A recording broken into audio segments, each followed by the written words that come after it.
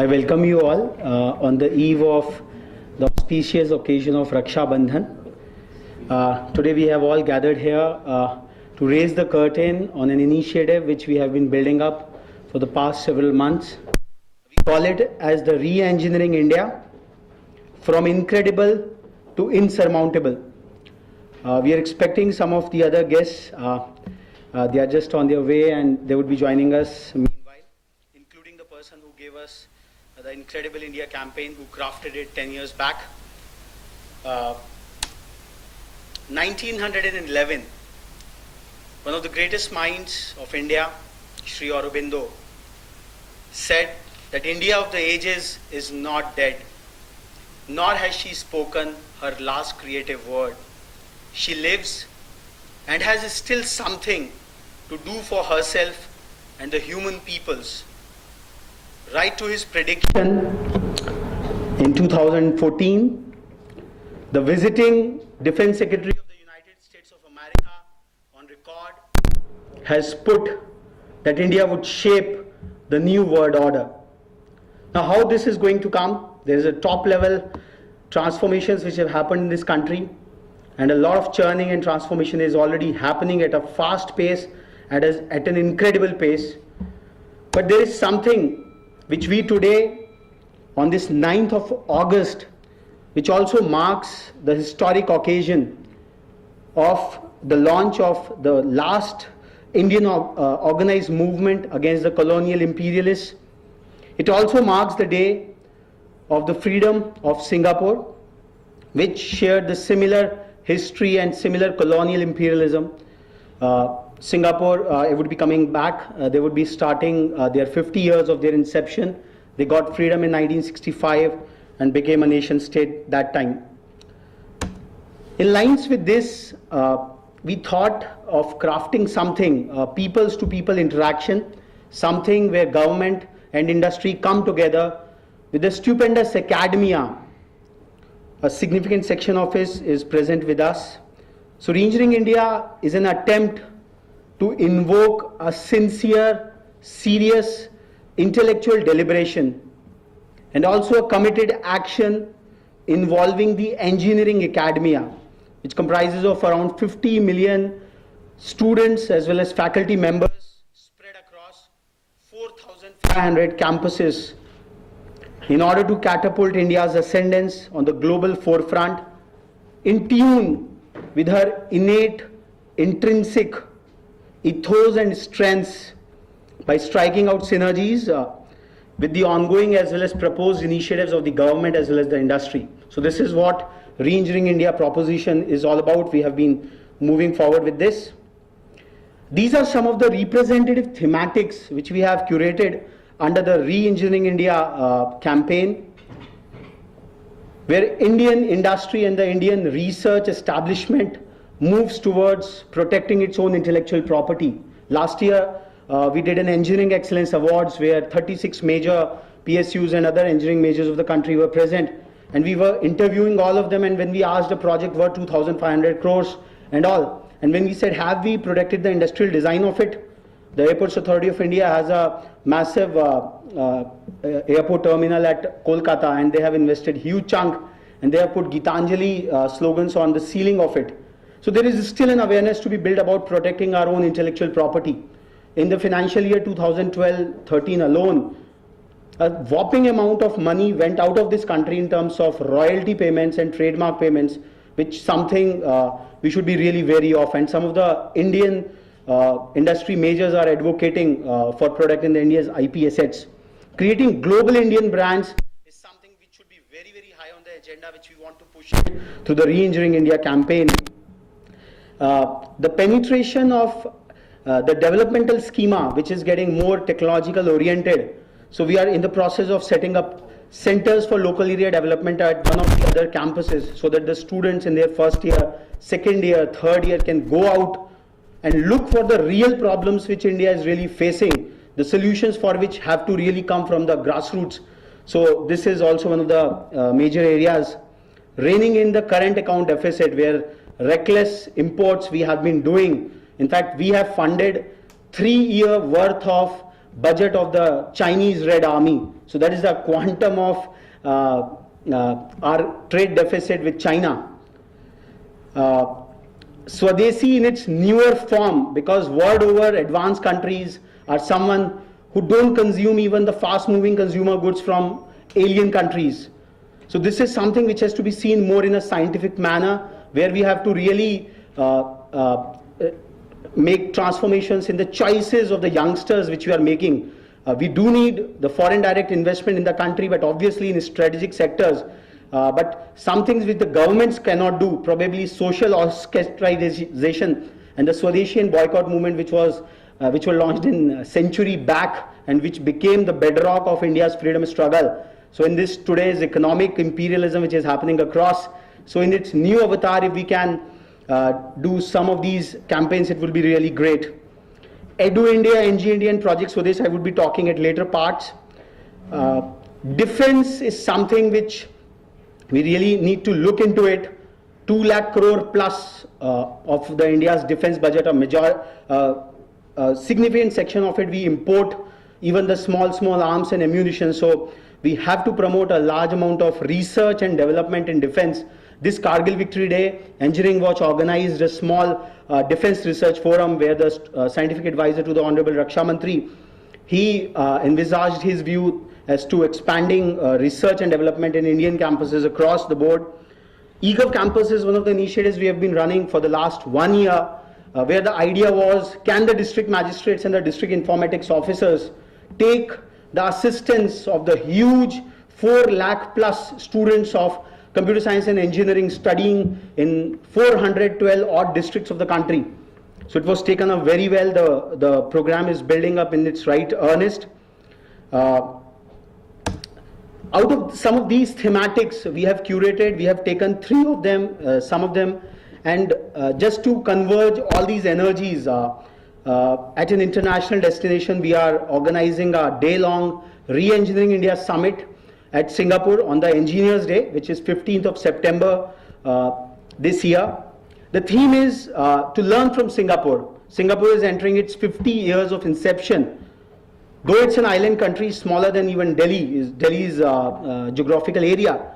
But if we read the Singapore story, the challenges and the struggles, what the founder Lee Kuan faced, similar challenges are faced by India. If Singapore can become a modern state in the 50 years, so probably in the next decade or so, India should really join in the hands from a third world to the first world, which probably is on the aspiration curve. We've been asked by one and all as to why Singapore. So somewhere or the other, there has been a general, I would say, trend where we see that the charismatic personality of the founder of Singapore resonates quite well with that of the Prime Minister of India, whose vision is firmly rooted in the Indian values, but who envisions to create a really impeccable and insurmountable Indian state. So, one of the biggest themes which we are propounding and which we are launching during the Re-Engineering India Summit on the Engineers Day is Edu India. You would be astonished to know that India, which has one of the largest higher technical education system in the world, we attract a meager 25,000 students from across the globe. While we take out 450,000 students from India go out for higher studies. Now this is a major trade deficit which India is incurring. There is a lot of concerns about the oil imports and the gold imports and whole lot of customer goods which are happening. But as per as a ASSOCHAM study, 90,000 crore worth of Indian forex reserves, they go out in terms of these higher education opportunities. While we ascend on the quality of our universities, our academia is working quite rigorously on that. We can become a destination, we can attract a large number of students from other emerging nations for whom we are a low-cost destination, and the return on investment on their studies, it's quite high. So Edu India is a major campaign which intends to position India as an emerging global destination for higher technical education. We have, as a part of this campaign, selected around 100 cities across the country, which we are calling as Edu India destinations. They come from, we have chosen these 100 based on the concentration of technical education out there. 10 plus engineering colleges are there in each one of these 100 destinations. We have curated a very attractive campaign. So we are merging the incredible tourism part of India with the insurmountable educational spine of the country, which India has created in the last 2 decades. So you can see Tamil Nadu, these are the destinations which we are proposing. The idea is on the basic layer of India's cultural and social aspect, we will build upon that. Come in these cities and study and craft your illustrious careers in technical education.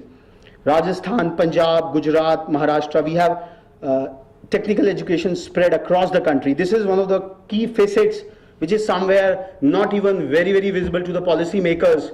The vast amount of educational system which has come in the country, and these engineering institutions and these engineering hubs can really become the growth centers where students, aspiring students, technically competent students for 4 years are there, and their latent energies can be utilized for national development at the local level. So this is all the Edu India campaign which we are creating.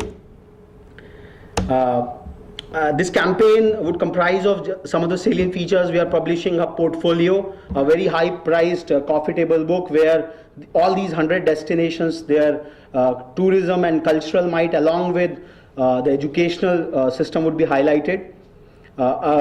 Exhaustive portal which will be containing all the key information. Large amount of creatives which you want to share with the Indian embassies and missions across the globe. Prime Minister has been elucidating from day zero that diplomacy in today's era is all about economics.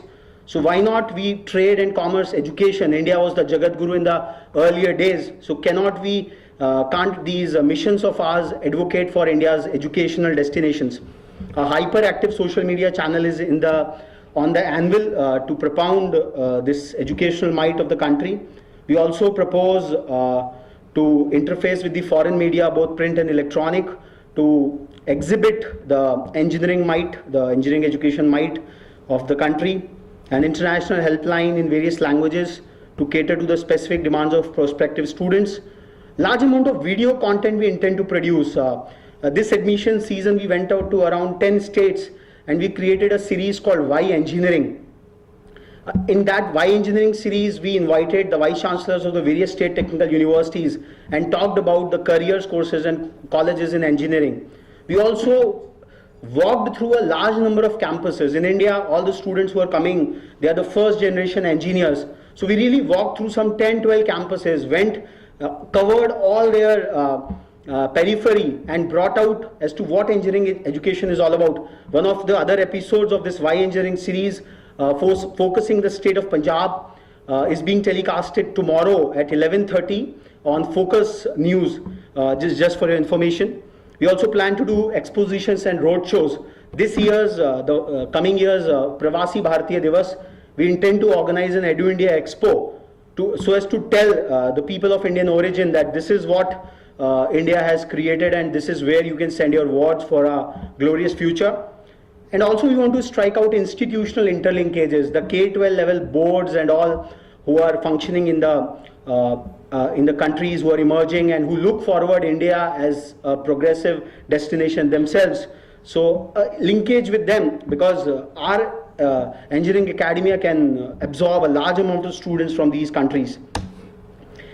This would be kind of a multi-stakeholder campaign which would envisage the support from all these line ministries, overseas Indian affairs to help us in reaching out to the people of Indian origin, the databases which they have with us or which can be created with their support. The Commerce and Industry Ministry, because educational exports from India is something which has not been looked into so far, but this is a potential thing which can be taken across. Tourism and culture, obviously, because foreign students coming in, their acclimatization and their orientation about the Indian ethos and values. We have had several episodes where the students from other countries had challenges out there. Home affairs, obviously, for the security and other aspects. MHRD and external affairs, again, to really help in expounding the cause of India's higher technical education. In lines with Edu India, one of the other, because academia just cannot exist in isolation. There has been a talk of employability for the last 1 decade or so, and the fabled figure of 1:4, that out of every 4 engineering graduates, only 1 is employable. Somewhere or the other in the think tanks, the thought goes that this is probably a psychological warfare. Because if you degrade the mindsets of a population, of an emerging nation, then you somewhere or the other decelerate the pace at which the growth happens. So there are issues, there are questions and challenges about the metrics out there, but there is a need. India has done enough. Prime Minister launched the PSLV-3, and which launched so many satellites just recently. The might which India has created in space, in atomic research, in defense is incredible. Similarly, we have done enough in the other key sectors. So these are the sectors where we really want to go out and shout at the top of the voice that we are still not a backward country. We have done enough, and there is just a need to have a push, and this has to be built together. So we are coming together with a number of engineering majors in all these sectors so that they can come together and showcase their engineering might on a global platform. Similar to Edu India campaign, we have a similar scheme of things for NG India as well. This again is quite a multi-stakeholder campaign which also calls upon supports from all the ministries, all the departments which are dealing with engineering as a whole. A lot of bottom line interlinkages have happened in this government, where it's a fantastic crisscross graph which has been created. But this is a kind of a view which we have seen. We see the whole world from an engineer's perspective. So this is what the whole government of India, or the departments across, we have put it in 9, 7 and 9, again 9 clusters which work quite closely. It is very interesting that in India still the scientific community is not very well integrated with the engineering community, and that too with the industry. There are huge, small gaps. If they can be plugged in, we certainly have that power to really unleash the insurmountability of our country. All this needs to be somewhere done by attracting our talent which has really outflown from this country, people who have done fantastic research, people who are heading a large number of organizations across. There was a study recently done by Tata Institute of Social Sciences along with Penn State and Rutgers Institute, where they said that a whopping 92% of Indian graduate students who are pursuing their PhD in US universities are open to return back. In fact, this is happening very silently. A large number of my friends, personal friends, they have returned after 10 years of their stint in the US. But if this can be institutionalized somehow, and if it can be like returning back, so in this, on these lines, we are, Engineering Watch is creating a global database of Indian academics and intellectuals who are heading senior positions across the globe. A kind of this attempt was done by the Australian High Commission. It was done on the sole initiative of the then High Commissioner out there. They call it as the Gyan Network, but somewhere or the other that Gyan Network could not extrapolate. So if we can have such a database of senior academicians who really want to return back, a large amount of our academic fraternity would like to woo them back, and that will really put the whole process of research and innovation, which is quite important in today's times. Any vast campaign, any vision of future just cannot be undertook by without acknowledging the current efforts and initiatives. Despite the constraints and despite the challenges, the stakeholders across the board have done a terrific work, and that needs to be accoladed and acknowledged. So in due recognition of the same, we are also having quite a significant chunk of awards which would be given away during the Re-Engineering India Summit. I would just come one on one. Last year we had this Edupreneurs Awards. This was probably for the first time we recognized the contributions of the private educational entrepreneurs who have established institutions and universities across the nook and corner of the country by investing their private capital. There are a lot of negative concerns. We duly agree with that, but there are jewels in the crown as well who are really doing stupendous work. This year again, we are recognizing these edupreneurs on the learning ecosystem which they have created, the innovation framework which they are nurturing, and the inclusiveness of the education which they are imparting. So Edupreneurs Awards 2014 would be given away during the Re-Engineering India Summit. We also would be recognized some of the best schools of India based on their pedagogy, innovation and employability. All through our conversations, it came out that employability, the attitude towards working and striving hard really comes from schools. Senior Vice Chancellor, they have said that I cannot do a magic in 4 years. I cannot do away the 12 years of schooling. So this is something which has been taken care of. For the first time, Engineering Watch also included the state boards in India's so-called, the last narrative of it. School education was only limited to some of the national boards, CBSE, ICSE or IB or whatever limited number of boards. But for the first time in Best Schools of India 2013, we got inputs, we involved the school boards, the state school boards. And the state school boards came and they fought neck and neck with the other these Ivy schools and all, and they really won a lot number of prizes last time. So Best Schools of India awards would also be there during the Re-Engineering India Summit. Engineering Excellence Award, as I said, it was a recognition of India's engineering excellence. A grand jury, it finalized, it commented upon the various engineering marvels which were nominated over there. Airports Authority of India, Hindustan Aeronautics Limited, you name the top engineering majors of the country and you have it. We also created a website, engineeringmarvels.in, to recognize, to highlight the engineering marvels which are created by the Indian engineering majors for the students at large. This year, these awards would be given away under 3 categories of intellectual property, research and development, and innovation. So these are the Engineering Excellence Awards Part 2. These were some of the major engineering majors which got awards last year. With the change of regime, with the change of waves, there is a need to recognize and acknowledge the silent icons who had been motivating and who had been creating a solid foundation for the country.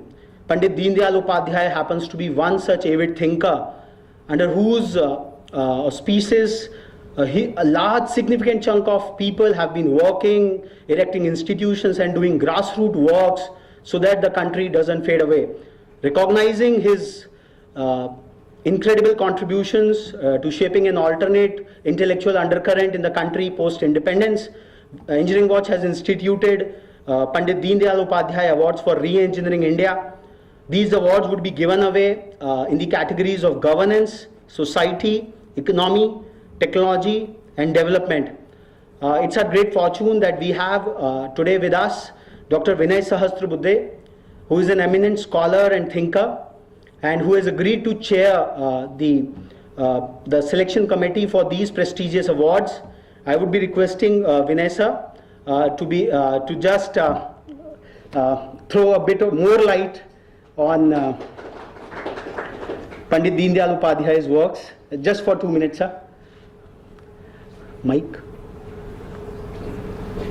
Okay. Just. I can come there. Yeah, sure. I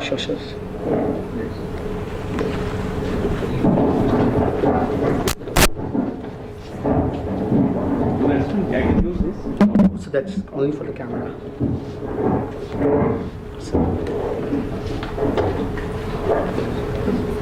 Well, thank you, Raghav, and thank you, Ravi Pokharna.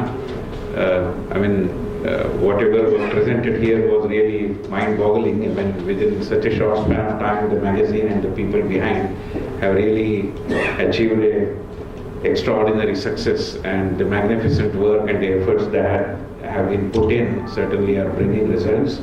I am particularly happy that you have now decided to institute this Deen Dayal Upadhyay Award, because when you say re-engineering is not just about technology, it is also about the mindset and the thinking.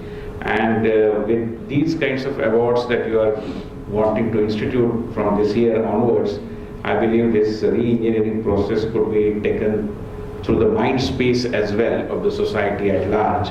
And the youngsters here need to know more about the appropriate technology and the requirement of some kind of a more indigenous element in our thinking which perhaps was the hallmark of Pandit Deendayal Upadhyay when he propounded the theory of Ekatma Manavvad, which is integral humanism, where he spoke about considering human being not just as an economic man, which is the prominent element of the Western thinking or the leftist thinking for that matter, but he considered that human being need to be looked at from every angle and as a wholesome kind of being, and therefore his intellectual, his emotional, his physical and his spiritual aspects also need to be catered to, and to that extent I believe he really tried to re-engineer the thinking, the discourse during his lifetime. Unfortunately, that time it didn't catch the imagination of the people at large, because we were,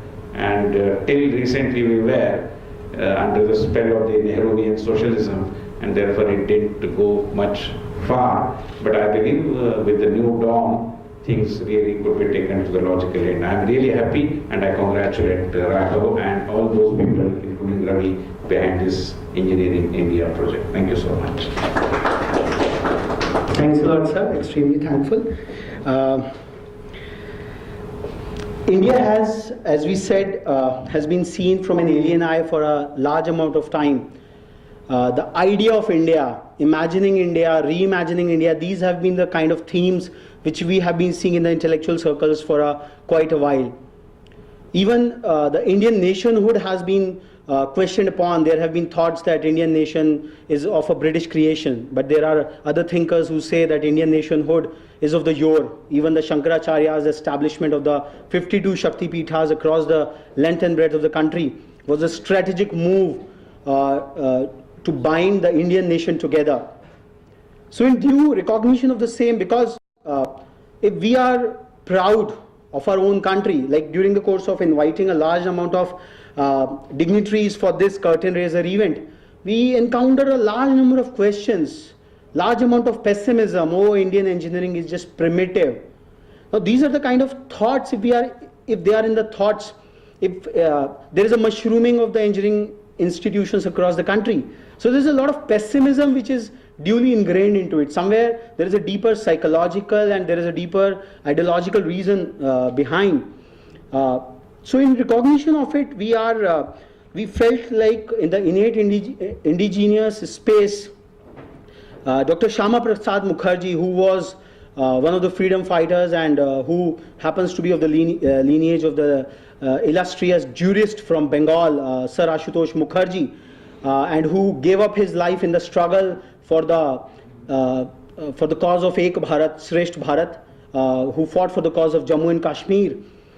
We instituted Dr. Shyama Prasad Mukherjee Awards for Indian nationalism.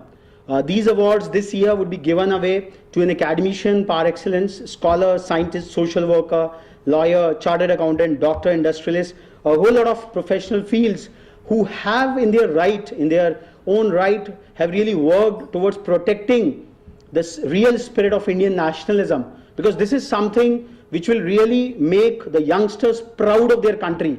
Otherwise, a student like me who just saw dedicated to the service of nation on the main building of IIT Kharagpur, and when he saw in the classrooms that the slides of the foreign authors are just copied, and David is not even customized to a Deepak, there is not a cultural customization, and it has simply become a launch pad to the greener pastures.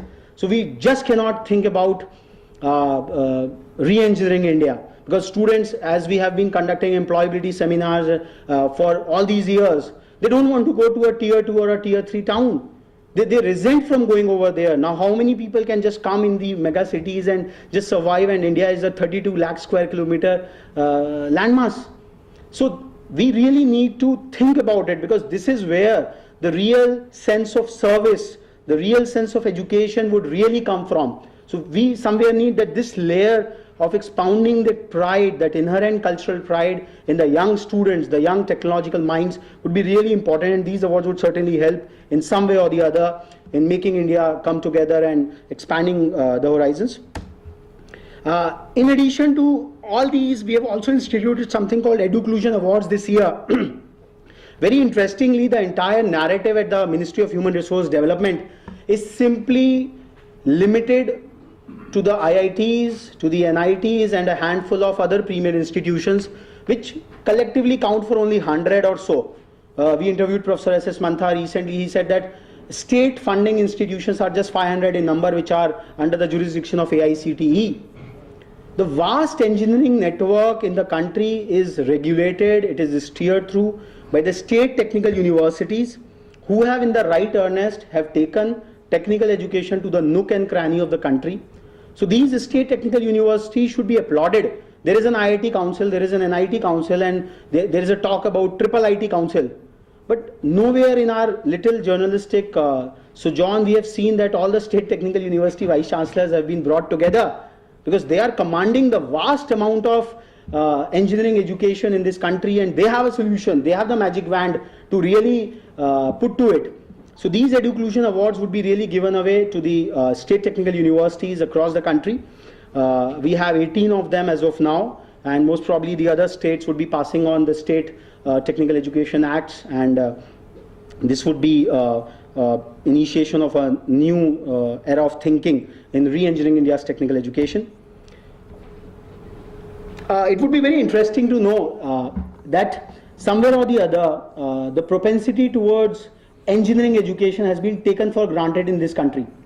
United States of America is, and the United Kingdom and other advanced countries are facing a tough time. Their youngsters are not opting for science and engineering as a career.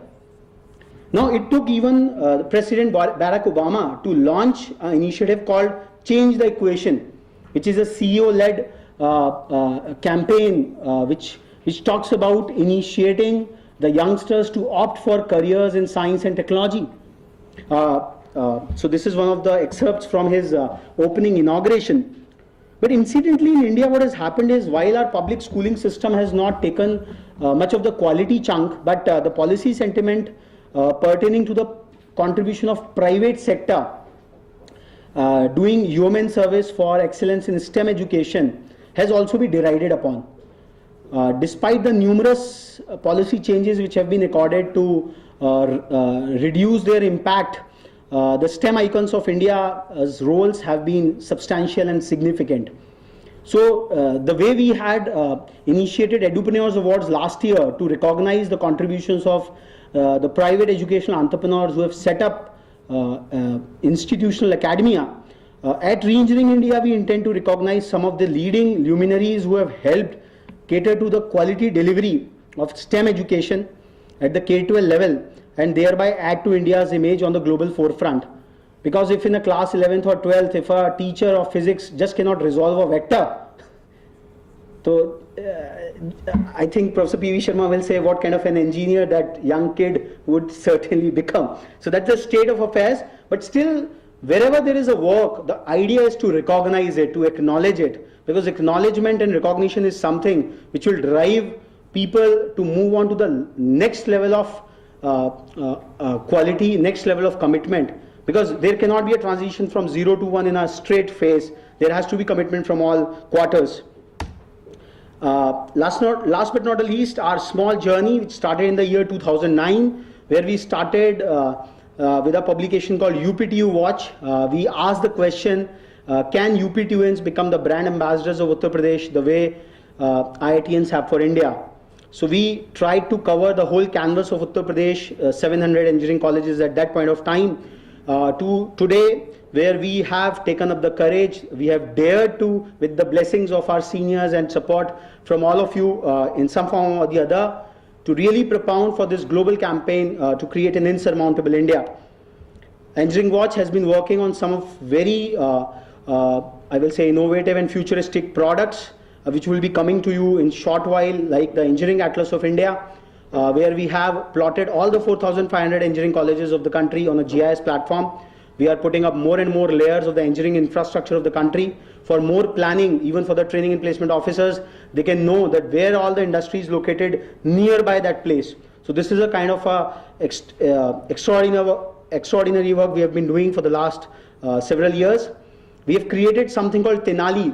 You might have heard of Watson, which is a creation of IBM scientific. It just felt like an Indian symbol, and we are trying to create a parameter-based indexing framework, a standing indexing framework, where if an institution has even opted for an NPTEL, so it should be acknowledged out there. The whole business of ranking, even the international ranking, is just 3 to 4 parameters, and which are all in the favor of the Western universities. Because if you see the global management education is going for a 6.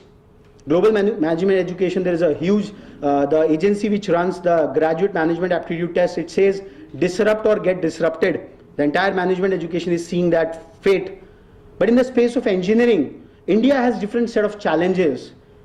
Running an engineering college in a tier 3 town where electricity is not coming over, and where a corporate honko doesn't want to travel and they just want to put up their I will say placement indices just by visiting. For Uttar Pradesh, for them is just Ghaziabad or even up to Meerut, not beyond that.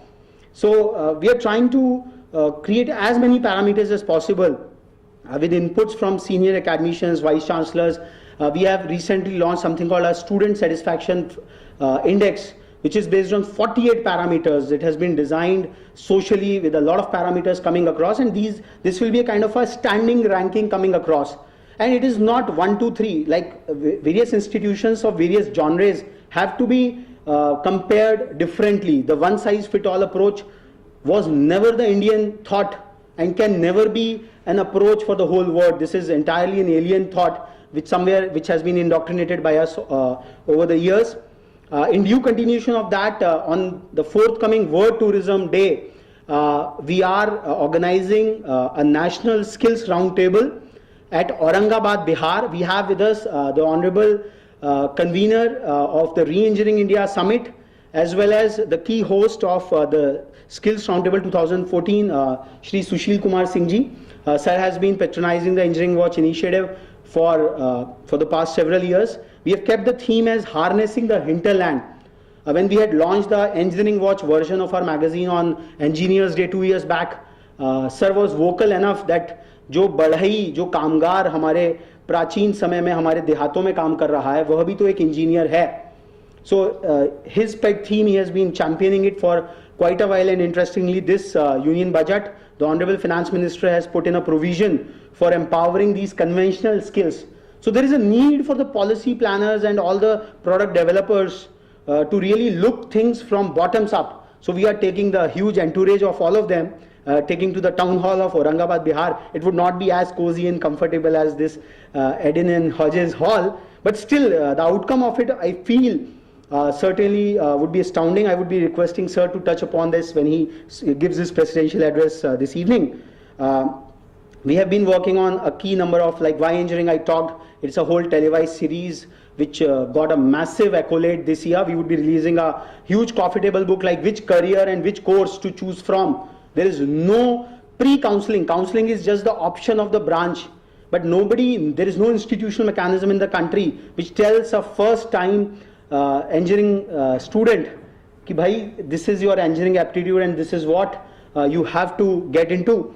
Employability has one of the key theme which we have been pursuing. We would be doing National Employability Summit Part 3 this 27th of November. This year's theme has been mentoring for employability. There are tools available across where, like on the primary education, there have been campaigns, each one teach one. So why not an engineer mentor another engineer? I tell you my case study. I got admission at IIT Kharagpur into a dual degree program where computer science and information technology. I was told by the JEE committee in 1999 that you would be given BTech in computer science and engineering and MTech in information technology. All through my 5 years of my stay at Kharagpur, we guys of the dual degree program kept on exploring what is the difference between the two. So if someone senior of ours could have interfaced with us directly, he could have told about that IT is just about the applied part of the computer science which you are reading about.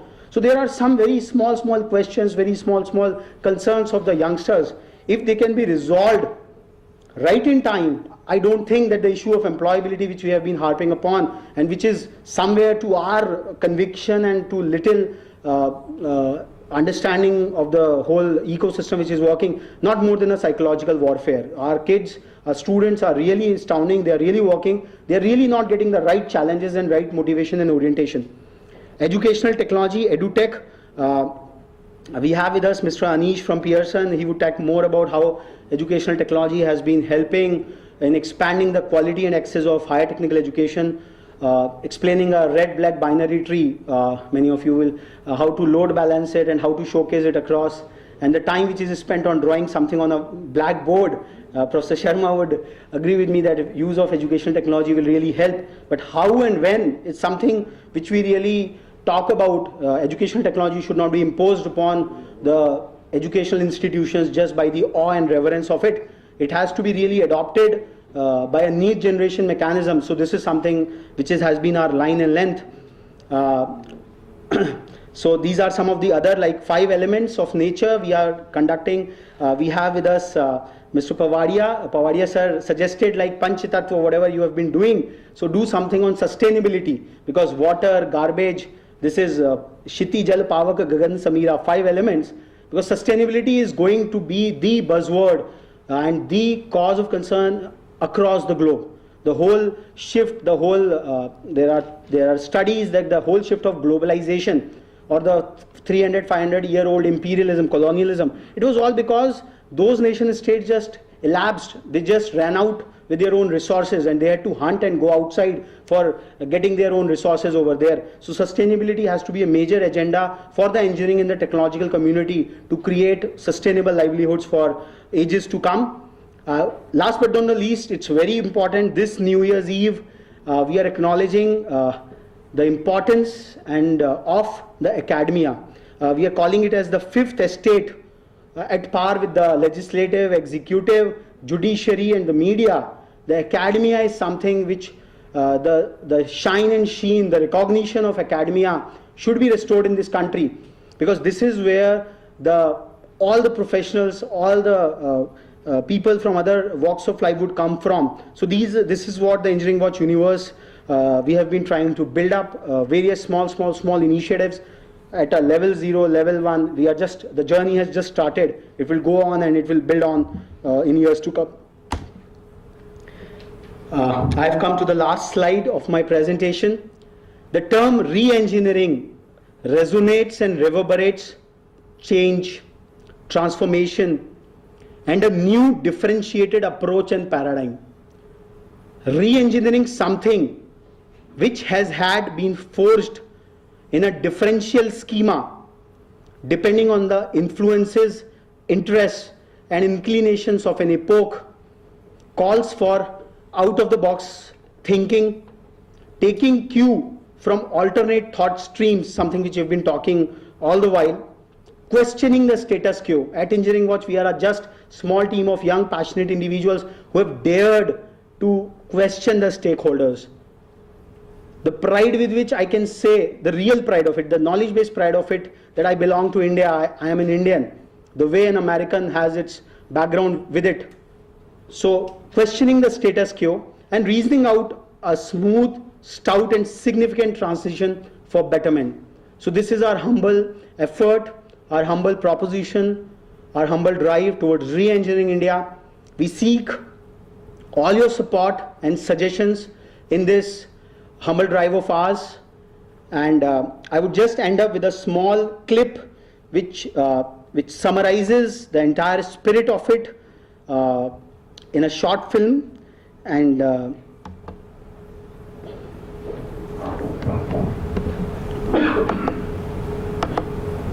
just run it.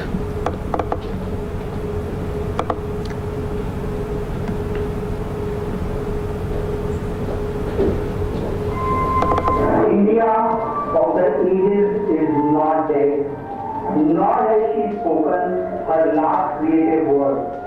She lives and has still something to do for herself and the human people. These stirring words of one of the greatest Indian minds, Shri Aurobindo, speak volumes about the need to re-engineer India by looking into its innate creative genius. Be it governance, be it economy, be it development, be it society, or be it technology.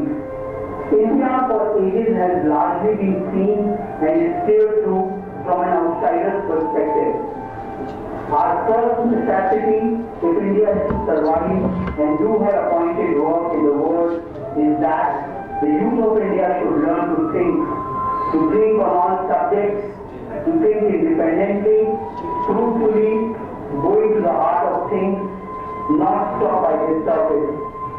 Engineering Watch, India's most prestigious community of engineering stakeholders, has thereby taken upon itself the task of invoking a sincere intellectual deliberation with the objective of re-engineering India's governance, economy, development, society and technology.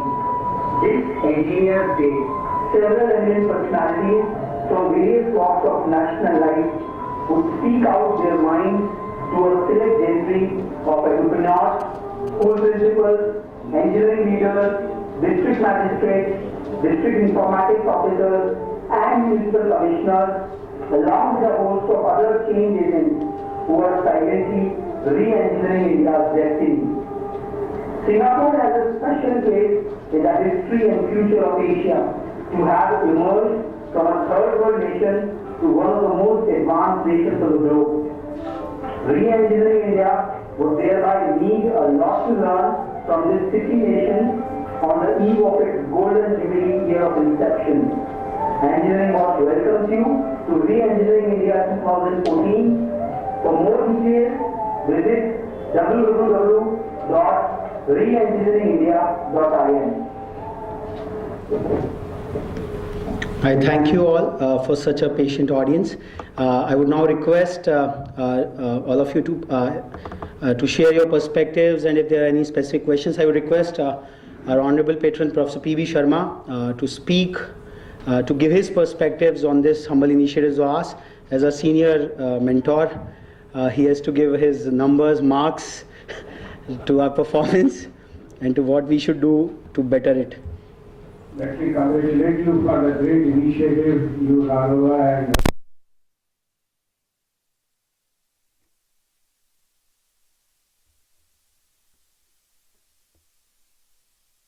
at the earliest. Bringing the talent back, of course, is very, very important. And I thought charity begins at home, so I attracted my son, who was in Singapore, to come and work in India. Now he is in India and he has set up his company here. But he's crying. He's crying because the kind of environment they require, the kind of support system they require to excel at the top of their abilities need to be created. So Re-Engineering India would do it. I asked my grandson, what should I learn from Singapore? And I really congratulate you for taking us to Singapore to learn from Singapore. And it's very important for India to learn from Singapore at this stage when we are re-engineering India.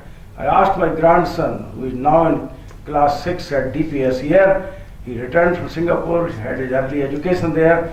What have you learned in Singapore?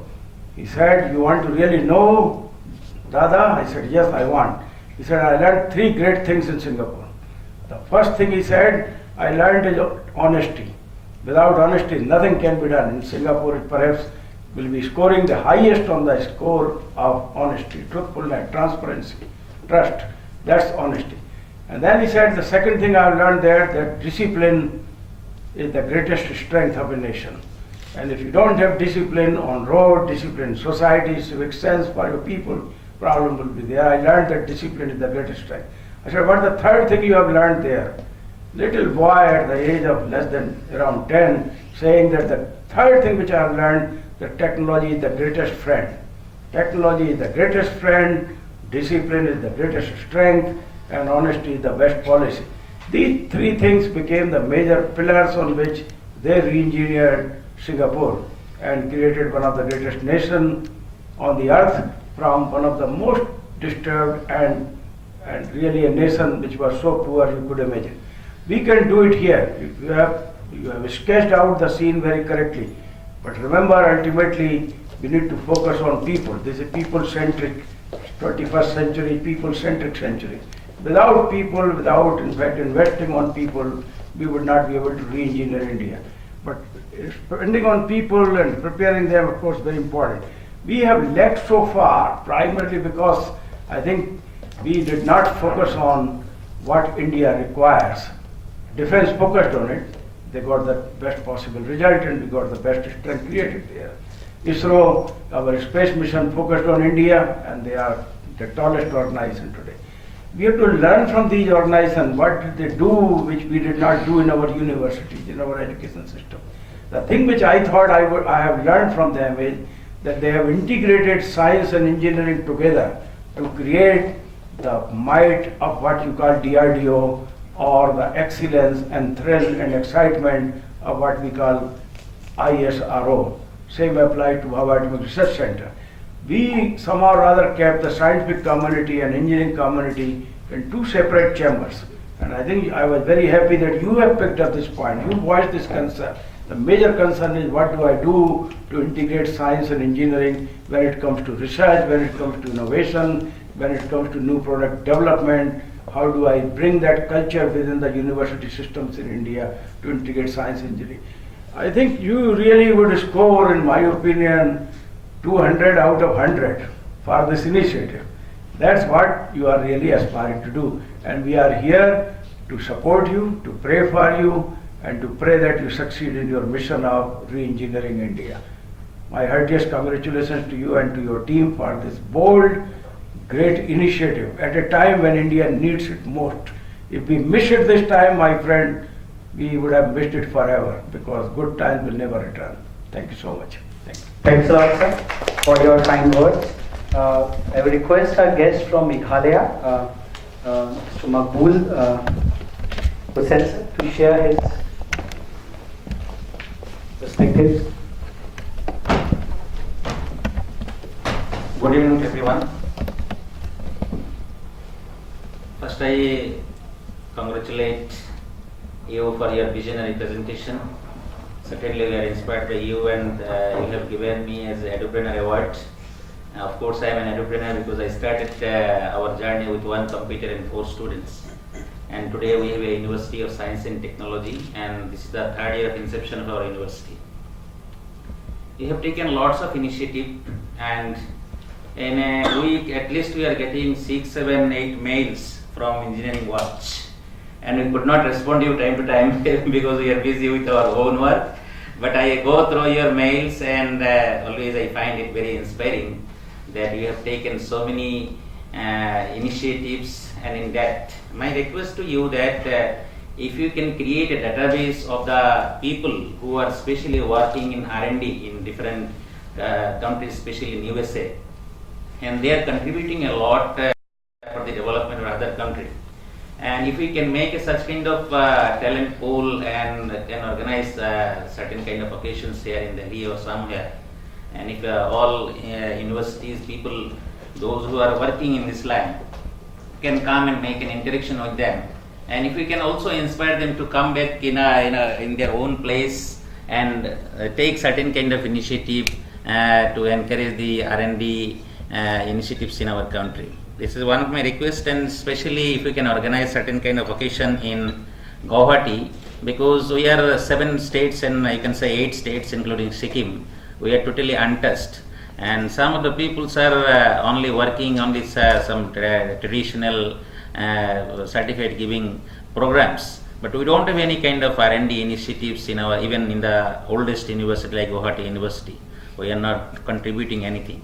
So please you come forward for northeastern states. Certainly will support in all your endeavors, and you have taken lots of initiatives, and I must suggest that you have to take certain kind of priorities on some of the aspects so that you can achieve excellence. Thank you. Thanks a lot, sir. Just to inform you that during the course of our invitations, the Honorable Chief Secretary of Assam has asked us to do something, as you have rightly said, to do for Northeast. So we will be meeting with them, and he has asked to do something at Guwahati there. I will request our guest from Himachal Pradesh, Colonel Ajit Pindar from Shulini University, to share his perspectives. Thank you. And, with your forum and the DRDO, that this is a opportunity which you have created and everybody has been thinking, but you have managed to focus on and bring everybody together. I think this opportunity shouldn't be missed out, and although we have very good research going on in DRDO and various other organizations which have been created since independence, but somehow we haven't really been able to create products for the defense in quantity or in quality as we probably envisaged in the when we started. So this is where your initiative is going to help us in a big way. There is a need of coordination, which I feel is being missed out even now. In the last meeting that we had on the Kargil Day, this point was brought up by me at that time. We need to have a coordinating agency which coordinates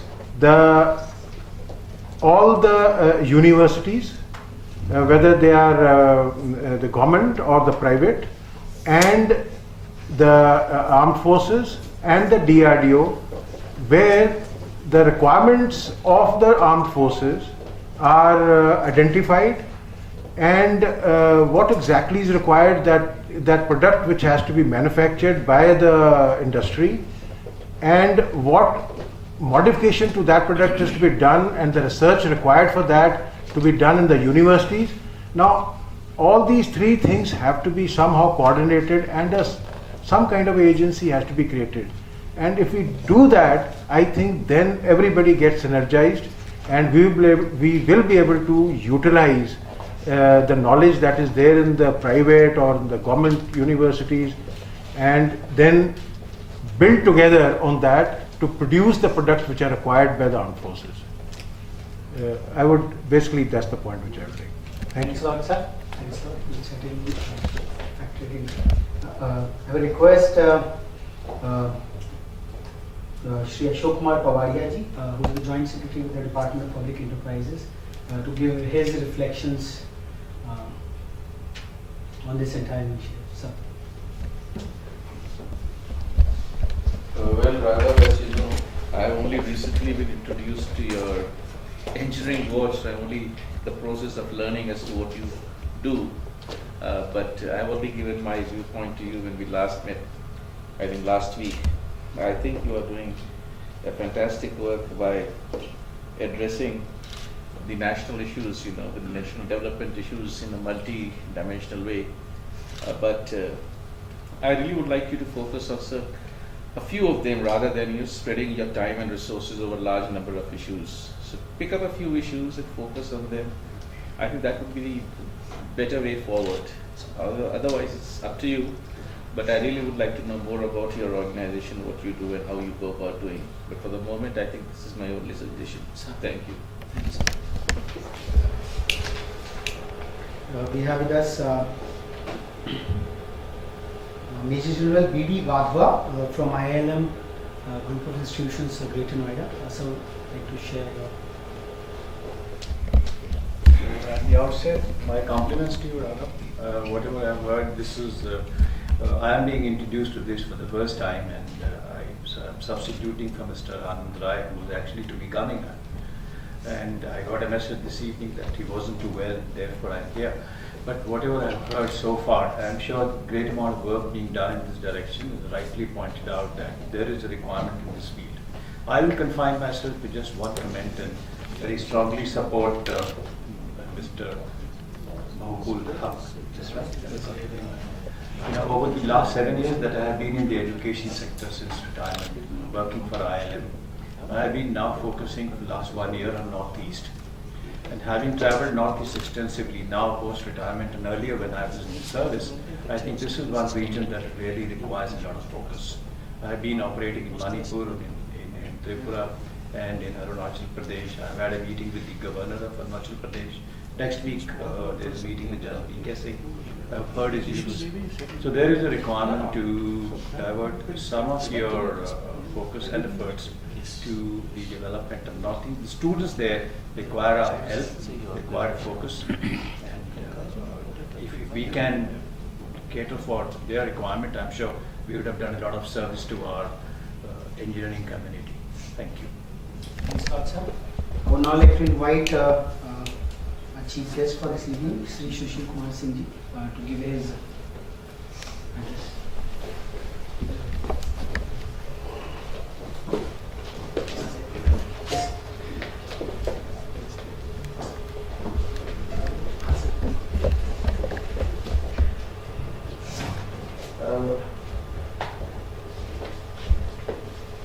मेरे छोटे भाई राघव, रवि और आप distinguished guest, शुरू से इनके साथ मैं जुड़ा हुआ हूँ। मैं हिंदी में बोलूँ तो कोई परेशानी तो नहीं आप लोगों को? मैं शुरू से इनके साथ जुड़ा हुआ हूँ और मैंने देखा है इनको इस काम के पीछे जो इनका जो लगन है और इनका जो डिवोशन है और इनका इसके लिए जो इंटरेस्ट है, इसीलिए मैंने हमेशा इनका कोई भी इवेंट होता है तो मैं यहाँ होता हूँ तो निश्चित आता हूँ या कोशिश करता हूँ कि आऊँ। मैं बहुत संक्षेप में अपनी बात कहूँगा। मैंने शुरू में पहला जब शायद इनका इवेंट हुआ था तो मैंने ये बात कही थी, चूँकि मैं रूरल बैकग्राउंड से आता हूँ, मेरी जो कॉन्स्टिट्यूंसी है 100% वो रूरल एरिया है, पूरा ग्रामीण परिवेश है।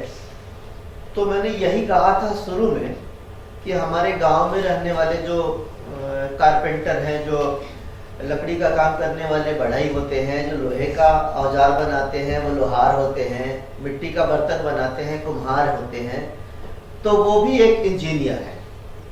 ये शुरू में मैंने कहा था और इसको इन लोगों ने आगे भी बढ़ाया और आज की जो दुनिया है वो एडवर्टीजमेंट की है, प्रोफेशनलिज्म की है और मार्केटिंग की है। नॉलेज अगर कहीं देश से बाहर है तो उसको इंपोर्ट करने की आवश्यकता है और हमारा जो नॉलेज है, हमारा जो स्किल है वो उसे एक्सपोर्ट भी हम करें और ये काम ये लोग बखूबी कर रहे हैं, इसलिए मुझे इनके साथ जुड़कर बहुत खुशी होती है। अभी एक प्रोग्राम हम लोगों ने बनाया है, इन लोगों को मैंने सुझाव दिया कि हमारी जो कॉन्स्टिट्यूंसी है बिल्कुल ग्रामीण परिवेश है उसका, लेकिन वहाँ एक परेशानी ये है कि हमारे यूथ्स जो है, हमारे जो नौजवान हैं, जो युवा हैं, वो काम या जानकारी के अभाव में मेन स्ट्रीम से कट रहे हैं, मुख्य धारा से वो विमुख हो रहे हैं और कहीं ना कहीं समझ के अभाव में या काम के अभाव में या बेरोजगारी के दबाव में या अज्ञानतावश जिनको कलम या कोई औजार हाथ में थामना चाहिए वो बंदूक थाम रहे हैं और वो एक्सट्रीमिज्म की लाइन में चले जा रहे हैं और वो टेररिस्ट हो जा रहे हैं। तो इसलिए मैंने इनको कहा कि आप वैसे इलाके में चलो, दिल्ली में तो इवेंट होते रहते हैं, सिंगापुर में भी आप करें, बहुत अच्छा है, लेकिन जो असली हिंदुस्तान है, गाँव में बसने वाला जो हिंदुस्तान है, आप एक बार वहां चलो और वहां के यूथ्स को बताओ कि आज दुनिया कहाँ जा रही है और हम कहाँ खड़े हैं, और दोनों के बीच में आप एक ब्रिज का काम करो, एक सेतु का काम करो और वो जो मेन स्ट्रीम से विमुख हो जा रहे हैं, मुख्य धारा से हट जा रहे हैं, उनको मुख्य धारा मिलाओ। एक बात और मैं समझता हूँ, मैंने देखा है, चूंकि हम लोग जिस पेशे से जुड़े हैं, जिस पोजीशन को होल्ड करते हैं, वहाँ हमारे पास सैकड़ों नहीं हजारों लोग आते हैं, बच्चे भी आते हैं, उनके गार्जियंस आते हैं कि हमारा बेटा बेरोजगार है, इनको कहीं नौकरी आप लगवा दें, कहीं इसे रखवा दें। तो अपने देश में या कहीं भी डेस्क जॉब इतना नहीं हो सकता कि आप हर एक आदमी को उसके हिसाब से उसके लायक काम दें। हाँ, तब यह संभव जरूर है, और खासकर डेवलपमेंट कंट्रीज में, कि आप उनको स्किल करके, आप उनको टेक्निकली प्रशिक्षित करके आप उनको कोई ऐसी जानकारी, ऐसा प्रशिक्षण दें जिससे वो किसी एक काम में स्पेशलिस्ट हो जाए, विशेषज्ञता उनको मिल जाए। और वो या तो उस जॉब की भी कमी नहीं है, टेक्निकल जॉब्स की कमी नहीं है, भले किसी भी देश में, चाहे हिंदुस्तान हो या कोई और हो, डेस्क जॉब पॉसिबल नहीं है कि सबको मिल जाए। आज पढ़े लिखे इंजीनियर्स भी इधर उधर अपना रिज्यूम लेकर, अपना बायोडाटा लेकर, ये कंपनी वो कंपनी, ये लीडर वो लीडर के घर आते जाते रहते हैं, लेकिन बेचारों को निराशा होती है।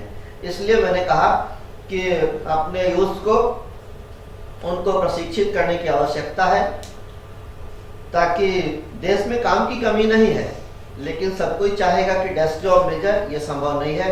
इसलिए उनको टेक्निकली साउंड करके, उनको स्किल करके, और या तो वो अपना रोजगार खुद ढूंढ लेंगे या उनको रोजगार मिल भी जाएगा।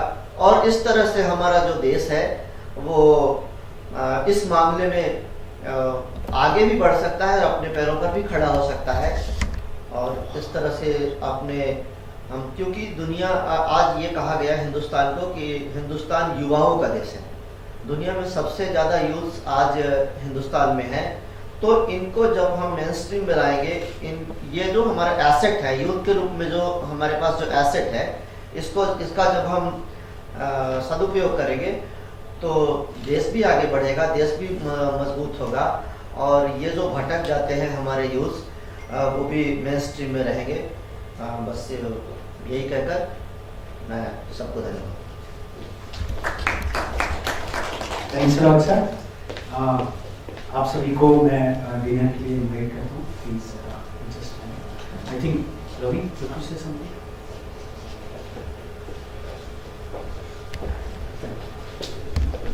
आप सभी, thank you all of you. Whoever could make it here, a fabulous start. आज with the curtain raiser and to 15th of September, which is the main